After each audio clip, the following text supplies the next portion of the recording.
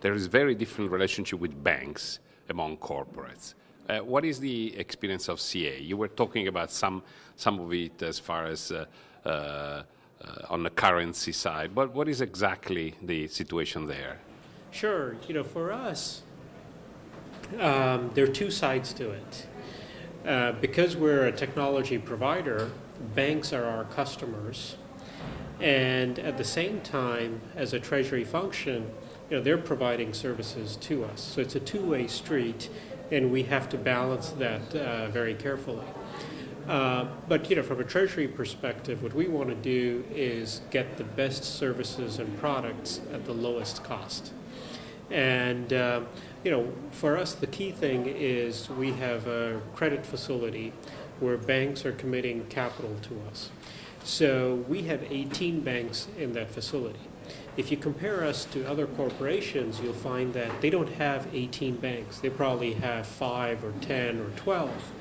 And we have 18 because we're selling our software to these banks, and as I said, it's a two-way street. But within that facility, what we do is we tell them, in order to get ancillary business, to get capital markets business, foreign exchange business, cash management business, or M&A business, they have to commit capital to CA. They have to participate in our credit facility. So I think that's the key thing in how we manage our relationship with the banks. And on the side of the supply chain, I mean, what is specific to a business that is in technology and software, high margins? There are a couple of things.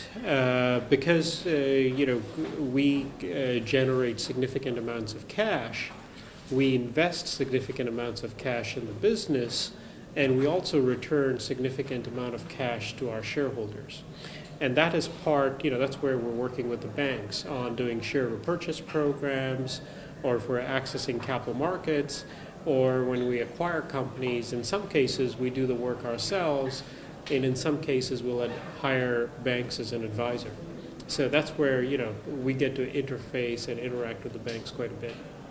And actually, on the whole issue of regulation, some of the discussion was on the effect that Basel III is having on some of the banks, particularly the European banks.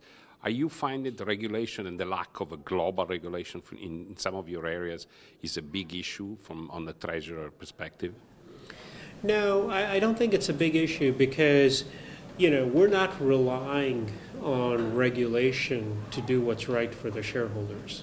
We have our own processes, controls, procedures to make sure we're doing what's right for the company and for our shareholders.